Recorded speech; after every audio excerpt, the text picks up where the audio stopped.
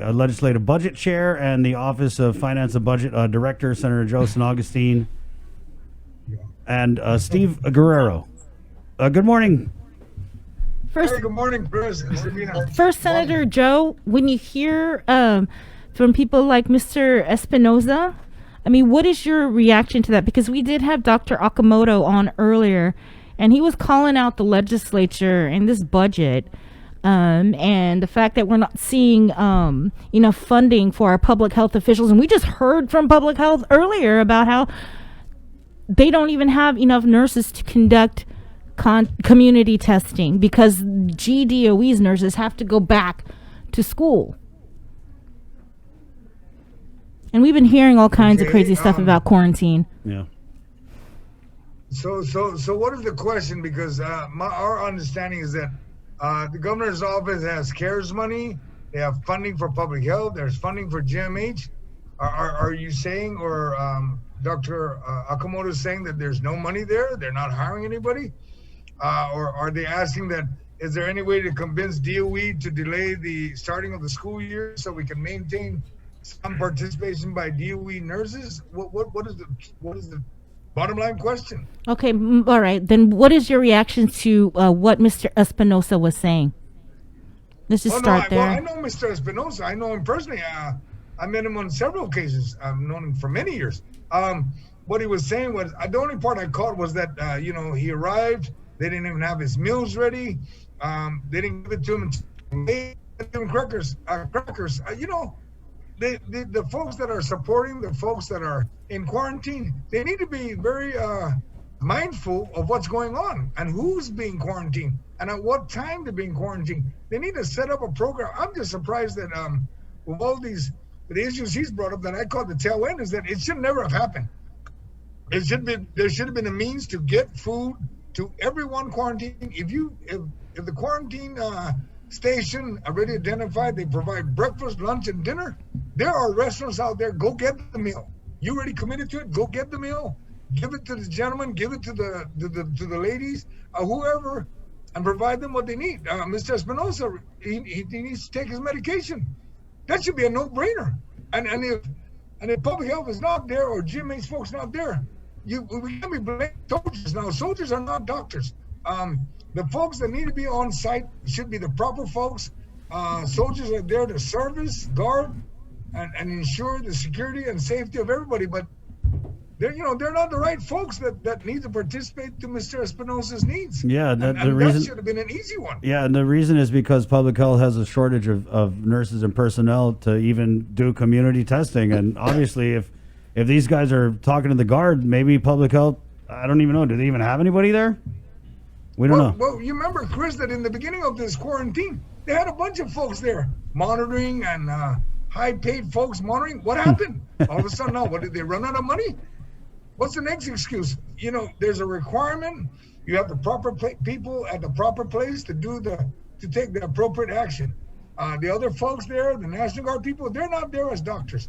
Now, if they're going to be there for that purpose, then make sure that they're the right soldiers with the right field. Right. The right skill that they have. Because I know that the soldiers, if you assign them to guard duty, they'll do it. If you assign them to medical duty, then they better be medical folks. Right. And that's just how it works. And that's how the military moves. Senator, we'll just jump right into the budget discussion because I know you're limited on time. But can you explain specifically how you came up with the revenue projection of $983 million? Now, we know that's about 8% less than last fiscal year in the middle of this pandemic. So I guess the question, do you think that federal assistance is really going to make up for the drastic plunge in tourism? And if you could explain how you came up with that formula.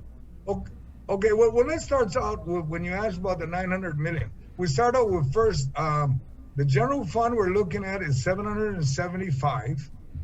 And then we're looking at about 200 plus million, 208 million for the special funds. So when you put together, it comes up to 9, right? But what we're looking at appropriating is only 700 million to the agencies.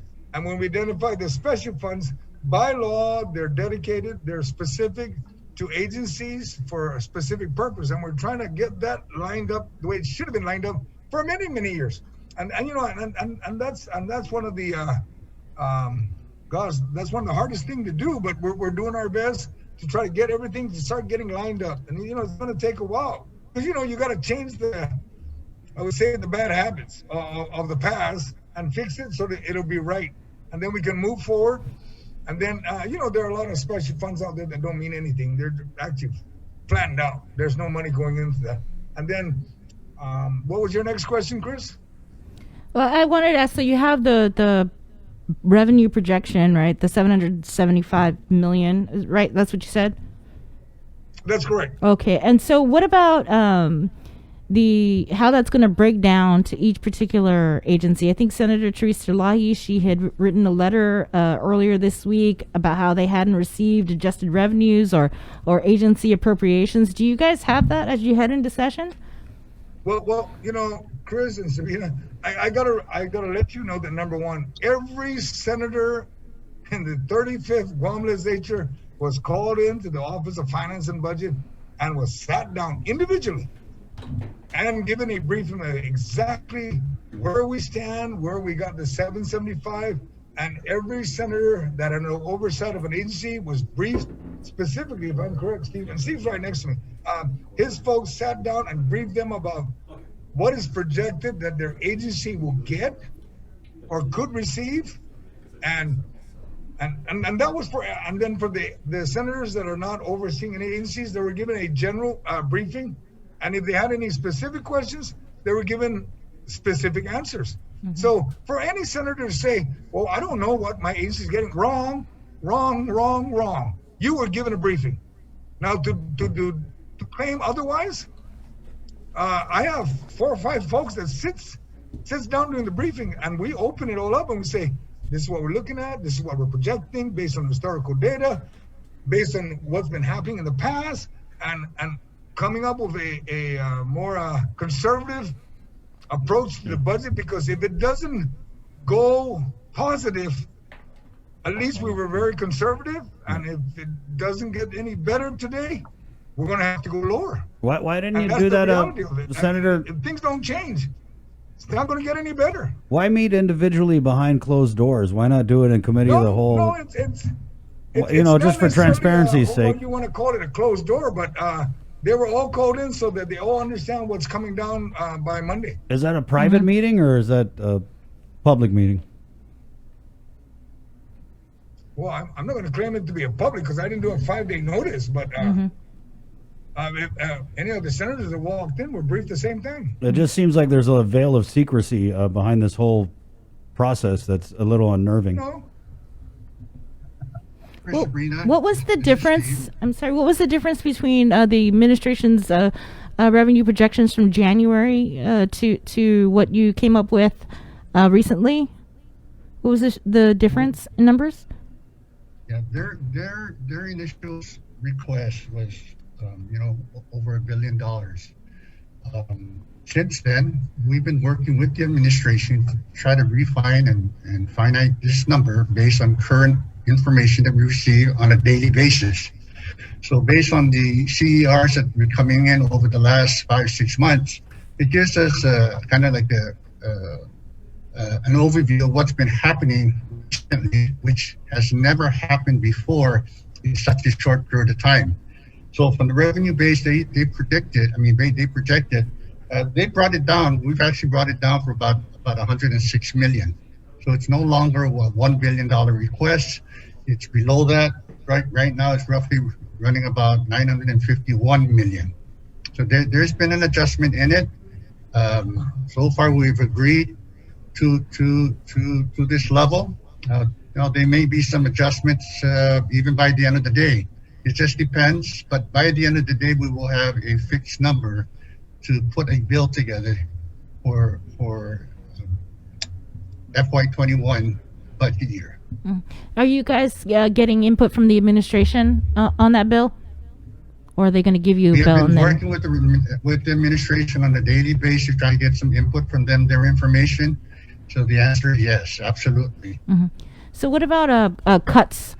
What kind of cuts can you say right now that we're looking at? What I can tell you right now, Sabina, is that based on the current FY 2020 appropriation level, every department has received a cut. The percentage of the cut varies simply because the type of operation each department utilize is different in terms of funding requests. You got some agencies that are funded where the personal requirements are anywhere from 50 to 70%. Then you got some agencies that funding requirements for personnel go as high as 85, 90%. So of course, the funding requirements for these agencies will vary, and so will the percentage decrease or any cuts allotted to them. You said 85% cuts to specific agencies or certain agencies? No. I've been saying 85% of their budget, an agency's budget, can represent personnel costs alone. So you're basically saying there's nowhere to cut unless we cut people.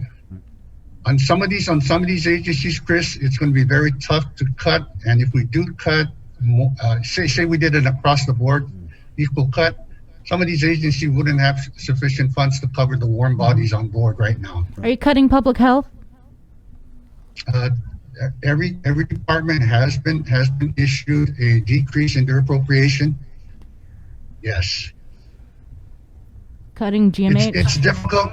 Yes, Rena, it's difficult to maintain even a status quo level when we're cutting the budget almost by $68 million. And there's just no way of cutting out agencies that, aren't a priority right now. Well, again, Sabrina, that is really not the legislature's right.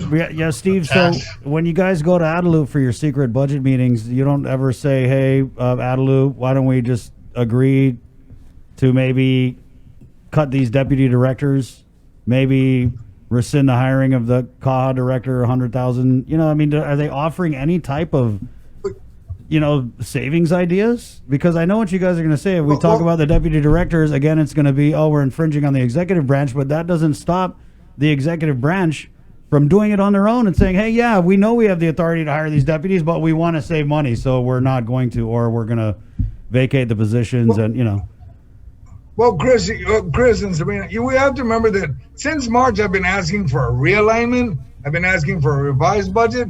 Up to this day, I'm still asking, can we see some form of realignment? Remember that part of the Organic Act, that's the responsibility of the executive branch. If it was a responsibility, let's say, to just start slashing and realigning, this would have been done already. But because it's not within our authority, all I keep doing is promoting realignment. And you're right, there may be some agencies that, like Sabrina brought up, maybe they don't really need to be there. Maybe they need to be consolidated. Maybe we need to take a look at when we do some realignment, merging agencies so that they have the biggest impact and the best results. And that's something that I reached out to all my colleagues, all 15 or 14, and asked them, we need to do something. And we need to find a way to convince downtown that we need to sit down. We need to take a look at a realignment of this government. Yeah, but you have been sitting down with them. You guys just said we've been meeting with them. So, is that it? Like, okay, no, I don't got no plan. All right, that's it. You know what I mean? It's like you can say that you're working with them, and yet you're not getting anything. So that's it? You've been meeting with them. How many meetings you had? We're still pushing it. Okay. There's nothing else that can be done. I just don't know why Adelup doesn't come out and say, hey, here's where we want to cut, and that's that. And, sorry, deputies or whatever. Tough times. Yeah, Chris, what we're doing right now, we're doing the best we can to allocate whatever resources the government has available and or projects to get within the next 12 months, in fiscal year 2021. And we try to appropriate the basic needs, personnel, contractual obligations, utilities, and rent. Those are kind of like the finite items we want to budget for. Anything other than that, we really have been reducing those levels, even to the point that sometimes the agencies are probably going to ask, well, how do you expect us to operate? I said, well, when there's just no money to go around, there's just no money. So we just got to find a way to do what we have. What do you guys? How do you guys respond? And we've had the governor on to respond about this. I know Carlo Branch came on, but the Republicans comment that this budget is a facade. And I guess what they're saying is that it just doesn't add up. I mean, even in our mind, it doesn't. How could we only be getting 8% less money after we've been through all this stuff? So I guess, Senator, is it a facade? Because I mean, there's just a whole lot of things we don't know about the process because you guys are doing it all behind closed doors. No, the Republicans are going to say whatever they need to say. It's election, but we just call it straight up. Chris, I got to run. I got a public hearing, but Steve will continue answering a few more questions, and Right on. and he knows where I'm coming from, and we're on the same sheet of music. Okay, Chris, Selena, Thank you, Senator. Thanks, Senator. All right. All right, you ready, Steve? Doing my best, Chris. Huh? Absolutely. Senator's like, no, I gotta go. Good luck, Steve. He leads me to the wolves, but Yeah. I'll do my best to answer whatever questions you have. Yeah, I mean, I guess first question is like, how can it be that we're only getting 8% less money in the middle of this pandemic, where it just doesn't add up in so many people's minds? Well, Chris, what's not amazing but expected. We got all this federal stimulus money floating on the island. The big difference is right now is that I would say that maybe half portion of it, and maybe the new stimulus that Congress is working on, the $1 trillion, the $3 trillion. Everybody keeps talking about. Of course, that hasn't gone anywhere in the House yet, but. What money we received here on Guam has kept us afloat, at least I would predict until up to December of this year. A lot of the federal money will no longer be available next year, but should Congress again pass another stimulus budget, it might keep us going. It might keep us above that drowning level. So we are anticipating, and it's hard to predict. And that's one of my biggest problems right now. The information that we use to project the FY21 is based on historical data. But right now, we can't rely too much on historical data because what's happening now is unprecedented. It never happened before. So we can't put too much weight on what happened last year, 2 years, 3 years ago, because moving forward is something that we've never, ever experienced. Nobody knows. Nobody wants to come out and make a definite and say, well, in 12 months, we're going to make $1 billion. The economists, so do you guys have any contingency plans then in place? Or are you just trying to wait till after the election because you don't want to bring it up now? No, Chris, I'll tell you one thing right now. The numbers that I am presenting the senator are numbers that I can support with data. With a little bit optimistic on some of my numbers, like everybody else, I'm crossing my fingers. It does materialize, but I don't think it's out of the park. You're like the only optimistic person. I'm pretty conservative, Chris. Everybody knows me being conservative. Okay. So I'm kind of like a little bit out of my comfort zone, but I'm willing to take this chance simply because of the unknowns. It can go either way. You can go up or it can go down. But, being conservative, but yet I would say optimistic, I think we can do it. So what if you don't see? What if We've you always see been very resilient. What if you see a significant drop in revenues other than what you've projected? I mean, what's the contingency plan? What's the backup plan? What kind of cuts are we going to have to make? You guys, well, right now, or are we winging it? If you notice, we've gotten a lot of poor money that's keeping all those people that are unemployed, just kind of like hanging in there. Meeting whatever needs they need. I mean, not to where they were pre-pandemic, but at least it's helping. So, with areas like withholding taxes, the income taxes, and the BBT, all those kind of link together. If you don't have employment, we don't collect withholding. People don't find jobs. They're not going to file their income tax. BBT, there's no money circulating in the economy. It's not going to collect.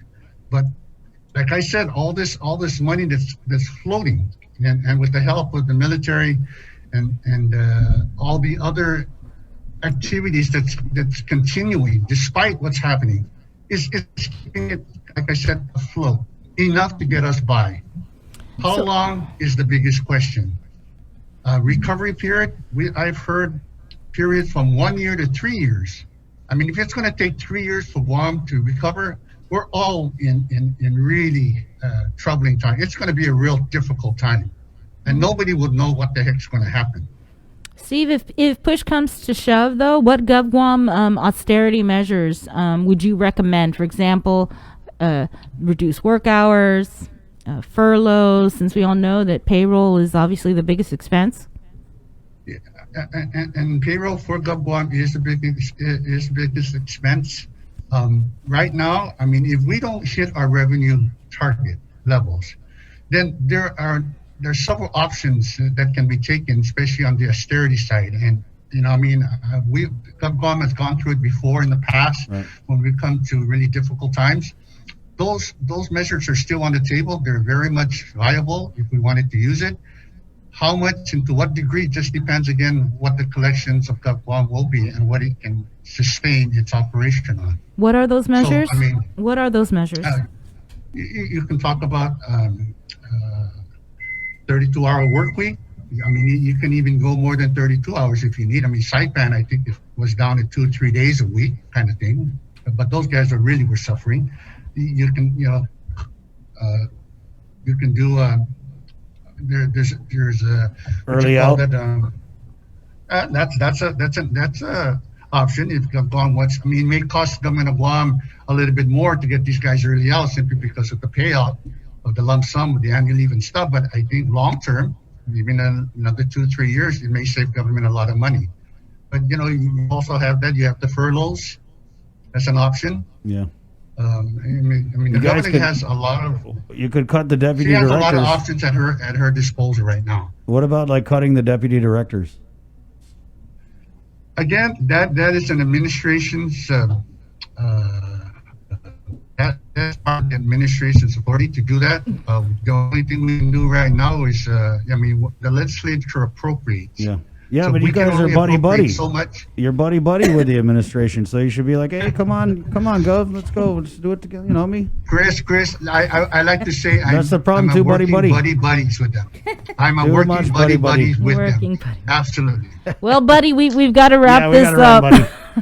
All right, thank you. Thanks, thank you so much. Good luck. I hope I was able to help you guys. Thank All you, right, man. take care. Okay, so wash your hands, wash your thumbs, wear your mask, stay home. That's stuff. Thank you. Okay, bye. It's 9:00. We get one more guest, and then we'll jump right into the after party. I wanted to bring on Donna Mila Titano here onto our Zoom room for no other reason other than she had written. You got that, Bree? I'm gonna pull it. Okay. Hey, by the way, we're jumping into it. This after party is going to be hot. I'm telling you, it's going to be. We got San Nicolas supporters, we got Underwood supporters.